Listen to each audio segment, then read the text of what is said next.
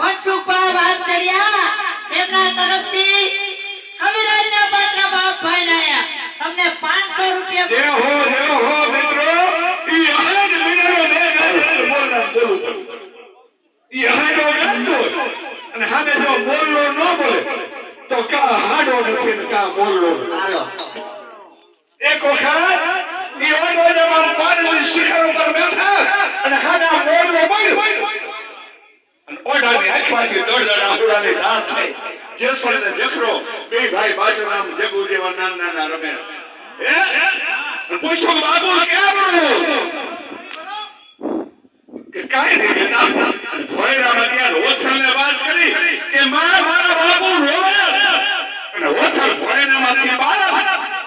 કારણ કે પદબડી હતી બાર દોરીશ